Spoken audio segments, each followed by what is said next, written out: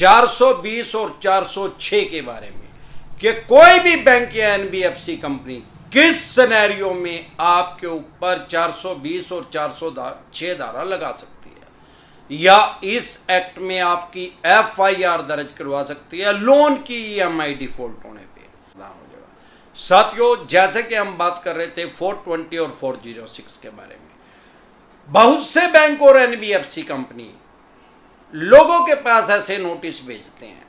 साथियों, ये 420 और 406 है क्या? भाई 420 तो आम आदमी को पता है कि फोर्जरी है, तो ठगी की धारा है, लेकिन 406 के बारे में आम आदमी को नहीं पता, 406 के बारे में, क्योंकि ये कॉमन नहीं है, सामान्य नहीं है, आम आदमी ने इसके बारे में सुना नहीं है। 406 है क्या, 406 है क्या, ये किसके ऊपर लगती है, किस सिनेरियो में लगती है? ये 406 धारा कहती क्या है?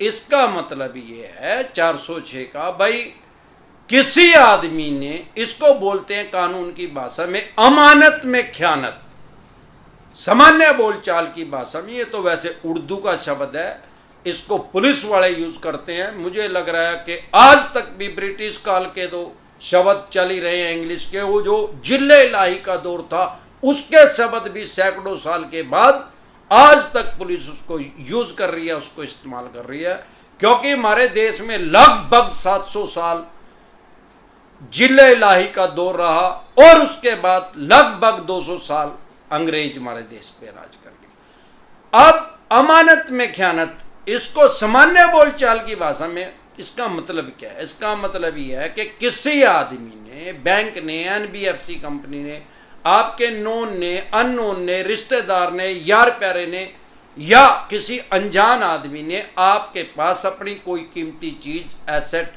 आपके पास रखवा दिया विश्वास में, और आपने उसको खुर्द बुर्द कर दिया, उसको छिपा दिया, उसको सेल कर दिया, उसको बेच दिया, उसकी एक्शन कर दी, तो आपके ऊपर 406 लग सकती है, अमानत में ख्यानत। मतलब उस आदमी ने अमानत के तौर पे आपके पास अपना सामान रखा और आपने उसमें ख्यानत कर दी, मतलब उसके विश्वास को तोड़ दिया। अब सवाल ये आता है कि किसी भी बैंक या एनबीएफसी कंपनी के साथ 420 आपने कैसे कर दी? भाई अगर आपने 5 लोन लिए, चाहे 25 लोन लिए, और 25 के 25 लोनों की 5-5 ईएमआई भी डिफॉल्ट होगी, तो 420 कैसे लगेगी या 406 कैसे लगेगी? अब बहुत से आदमियों के पास, करोड़ों आदमियों के पास ये नोटिस आ रहा है। भाई ये चवन्नी छाप 99% आपके पास फेक नोटिस भेजते हैं। अगर कोई इस टाइप का नोटिस आया तो सबसे पहले फेक नोटिस डिसेंटेड लिख के वीडियो देख लें। उसके बाद अगर आपको वो जेन्युइन लग रहा है तो सारे देश की कोर्ट जो है वो ऑनलाइन हो चुकी है, ई कोर्ट लोड कर ले अपने फोन में, और ये पेटीएम की तरह चलानी बिल्कुल आसान है, उसमें पता लग जाएगा कि आपके ऊपर ये केस हुआ भी है कि नहीं है। साथियों, सबसे पहले तो ये समझे कि जो 420 और 406 है, ये किसी भी थाने, पुलिस स्टेशन, चौकी में आपके खिलाफ एफआईआर लॉन्च होगी, आपका पर्चा दर्ज होगा, तो ये आपके ऊपर धारा लग सकती है। किस सिनेरियो में लग सकती है? भाई 406 तो मैंने एक्सप्लेन कर दिया। भाई अगर आपने कोई सामान इनका खुर्द बुर्द कर दिया, अब सवाल यह है कि किसी बैंक, एनबीएफसी कंपनी ने आपको लोन दिया, तो आपने वो लोन बेच थोड़ी दिया, आगे उसको छिपा थोड़ी दिया, जो 406 लगेगी या 406 लगेगी। अब 420 कैसे लगेगी? किस सिनेरियो में कोई भी बैंक या एनबीएफसी कंपनी 420 आपके ऊपर लगा सकता है?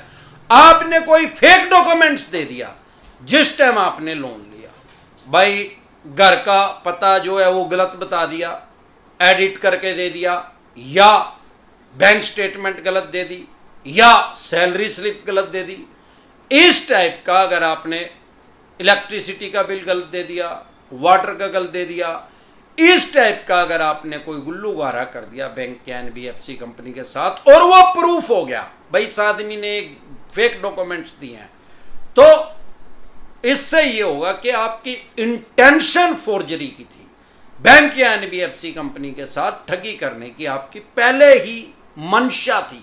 भाई मैं पैसे ले लूंगा और इनको वापसी नहीं दूंगा तो ये मेरा क्या कर लेंगे। इस सिनेरियो में या आपने किसी बैंक के 5-4 लाख रुपए देने हैं और आपके किसी अकाउंट में 5 करोड़ रुपए पड़े हैं, या आपने किसी के 2-4 लाख रुपए किसी बैंक एनबीएफसी कंपनी के देने हैं। आप ओडी Q7 में घूम रहे हैं टॉप मॉडल में, जो कि 70 लाख से भी ज्यादा की आती है, और वो आपके ही नाम है और उस पे ऊपर कोई लोन भी नहीं है और ले भी आपने नहीं है। इस सिनेरियो में आप विलफुल डिफॉल्टर की श्रेणी में आ जाएंगे। भाई ये आदमी जानबूझ के बैंक या एनबीएफसी कंपनी का पैसा नहीं दे रहा। इस सिनेरियो में या फेक डॉक्यूमेंट्स देने में आपके ऊपर 420 या 406 बैंक या एनबीएफसी कंपनी लगा सकती है थाने पुलिस स्टेशन चौकी में। इसके अलावा किसी भी सिनेरियो में 420 या 406, 420 या 406 कोई भी बैंक या एनबीएफसी कंपनी ये धारा आपके ऊपर, ये एक्ट आपके ऊपर नहीं लागू करवा सकता, नहीं लगवा सकता। क्योंकि 10,000 में एक आदमी ने एक काम कर रखा होगा कि फेक डॉक्यूमेंट्स दे रखे होंगे या 1-2 लाख रुपए देने होंगे, Q7 में घूम रहा होगा। ऐसा 10,000 में कोई एक आदमी होगा, 9,999 आदमियों ने एक काम ही नहीं किया। अब बहुत से आदमी हमारे साथ टेलीफोनिकली जुड़ते हैं, रोज मीटिंग करने के लिए भी आते हैं या कमेंट भी करते हैं। वो ये कहते हैं कि सर डॉक्यूमेंट्स तो मैंने सारे सही दिए, जिस एड्रेस पे मैं रहता था उसी एड्रेस को मैंने देके बैंक या एनबीएफसी कंपनी से लोन लिया था, फिर चाहे वो आपका मकान था या रेंट पे था, ये मैटर नहीं करता। आप उस टाइम वहां रहते थे, ये मैटर करता है। अब कह रहे हो कि मैंने मकान चेंज कर दिया, तो भाई ये क्राइम की श्रेणी में थोड़ी है, इसमें थोड़ी 420 लग जाएगी। भाई उस टाइम मैंने क्या पहले क्लियर करा, जब हम लोन ले रहे हैं, प्रपोजल फॉर्म भर रहे हैं लोन के लिए ऑनलाइन या ऑफलाइन, तब हम जेन्युइन डॉक्यूमेंट्स इनको दे, सारी बात जेन्युइन बताएं। तो बाद में तो आप चाहे कश्मीर में रहते हैं तो कन्याकुमारी में रहना शुरू कर दें, कन्याकुमारी में रहते हैं कश्मीर में रहना शुरू कर दें, गोवा में रहते हैं गुजरात में रहना शुरू कर दें, गुजरात में रहते हैं तो गोवा में रहना शुरू कर दें। आर्टिकल 21 लाइफ एंड लिबर्टी, हमारे देश के संविधान ने हमें एज ए कॉमन मैन, ना भारत के नागरिक होने के नाते, स्वतंत्रता से जीने का अधिकार हमें दिया है। हम अपनी स्वाभिमान से अपनी रोजगार चला सकते हैं, रोजी रोटी अपनी चला सकते हैं, देश के किसी भी कोने में हम जा सकते हैं, आ सकते हैं, रह सकते हैं। अब तो कश्मीर, जम्मू कश्मीर से भी धारा 370 मोदी साहब ने हटा दिया। अब तो आप वहां प्रॉपर्टी भी खरीद सकते हैं, देश के किसी भी कोने में आप प्रॉपर्टी खरीद सकते हैं, बेच सकते हैं, रेंट पे रह सकते हैं, आपको कोई नहीं रोक सकता। ना ही आपको किसी पासपोर्ट की जरूरत है, ना किसी वीजा की जरूरत है। बस देश के किसी भी कोने में आप रह रहे हैं, बशर्ते कि आप वहां जाके कोई क्राइम ना करें। बस अब आपने एड्रेस चेंज कर लिया तो वो क्राइम की श्रेणी में नहीं है। अब यहां तक अगर आपको बात समझ में आ गई है तो बोलो हाँ, और नहीं आई फिर भाई, फिर अमरदीप का ध्यान पे भी नहीं समझाई गई। यो तो जिसको 10 लाख आदमी वो कर रहे हैं 1 मिलियन हर प्लेटफॉर्म पे मिला के, फिर कौन समझा होगा भाई? फिर तो बड़ा मनोचिकित्सक का इलाज करवाओ भाई। तो डरे घबराए नहीं, अपने राइट्स जाने, अपने अधिकार जाने। जब आपको अपने राइट्स और अधिकार पता लग जाएगा तो डर खत्म हो जाएगा। डर का संबंध हमेशा अंधेरे से है। चवन्नी चाप आपको डरा के, धमका के, आपको साइकोलॉजिकल प्रेशर में ले रहे हैं। मेरे साथ ऐसे ऐसे आदमी टेलीफोनिकली जुड़ते हैं। अभी मेरे साथ एक बेंगलुरु से मेरे साथ कल टेलीफोनिकली जुड़े, वो आदमी सिविल इंजीनियर है और रेलवे के अंदर किसी प्राइवेट कंपनी में जॉब करता है। शायद वो देख भी रहे होंगे तो मैं नाम डिस्क्लोज नहीं कर रहा हूं उनका।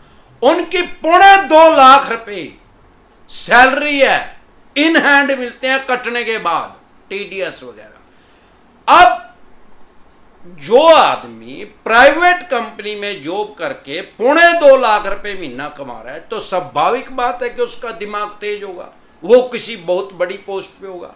लेकिन हो क्या रहा है, ये आपके माइंड को हाईजैक कर रहे हैं। भले ही आप 5 लाख रुपए महीना कमा रहे हो, सोचने समझने की क्षमता को खत्म कर रहे हैं, साइकोलॉजिकल प्रेशर में ले रहे हैं, मनोवैज्ञानिक दबाव में ले रहे हैं, लोगों को मृत्यु शैया पे पहुंचा रहे हैं। करोड़ों आदमियों को मृत्यु शैया पे ये भिखमंगे पहुंचा चुके हैं और लाखों आदमी इनके कारण सुसाइड कर चुके हैं, विद फैमिली भी कर चुके हैं बहुत से आदमी। और मुझे आपको बताते हुए बहुत खुशी का आभास हो रहा है कि लाखों आदमी अमरदीप कादियान की वीडियो देख के हमारे साथ टेलीफोनिकली जुड़ के पर्सनल मीटिंग करके ये सुसाइड का मन अब उनका नहीं कर रहा है, आत्महत्या से वो बच चुके हैं। और होपफुली मैं करोड़ों आदमियों को भी बचा दूंगा जैसे जैसे मेरी आवाज ज्यादा आदमियों तक पहुंच रही है।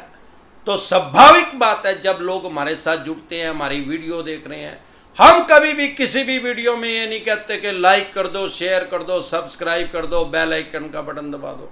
भाई ना कोई मुझे आज तक ऐसा आदमी टेलीफोनिकली हमारे साथ जुड़ा है जो ये कहता हो कि भाई मैं एक ही वीडियो देखी या दो ही देखी। जब कोई भी आदमी हमारी किसी भी तरीके से एक वीडियो भी देख लेता है तो वो 25, 30, 35, 50, कोई 500 भी देखा हुआ है, ऐसा कोई आदमी नहीं मिला।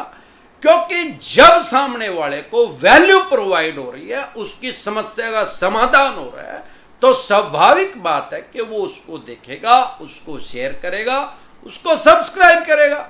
और नहीं तो भाई 10 बार ना समझ में आवे तो सब्सक्राइब कर, क्यों तो अनसब्सक्राइब कर दे यार, कोई डॉक्टर ने थोड़ी बता रखा।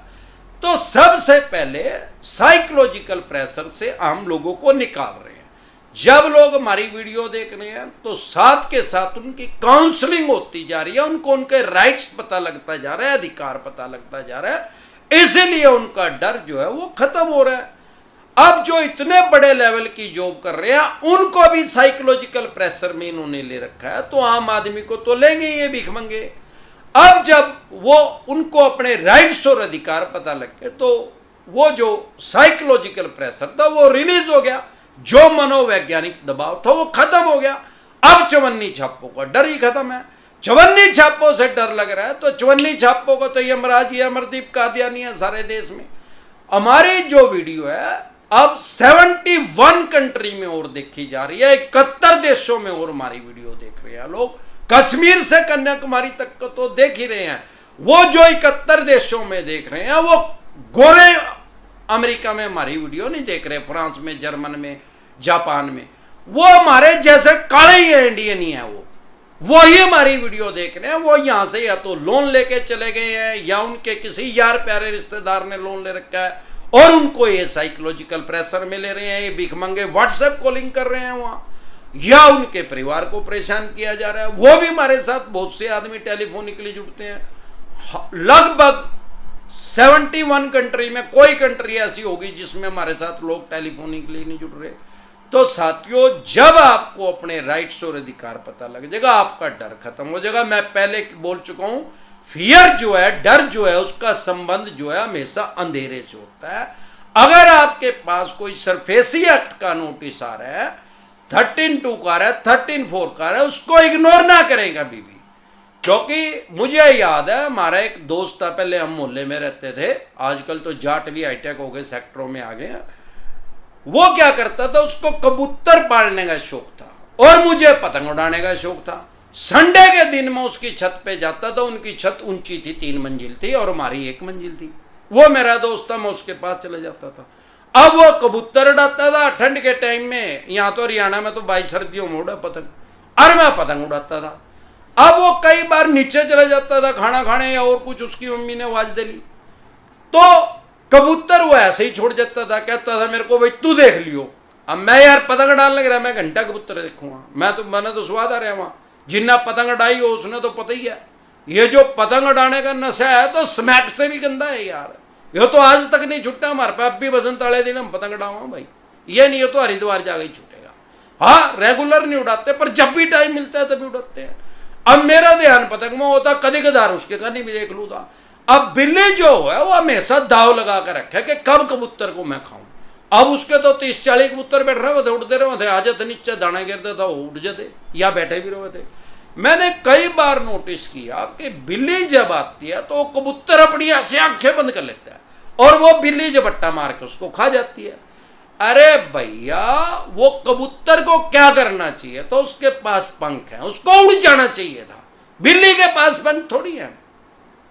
तो ये अगर आपके पास सरफेसी एक्ट का नोटिस आ रहा है तो ये बाज की तरह, बिल्ली की तरह आपके ऊपर झपट्टा मार रहे हैं आपकी प्रॉपर्टी के ऊपर। आपके पास पंख हैं, उस कबूतर की तरह आंखें बंद ना करें, नहीं तो वो प्रॉपर्टी गई।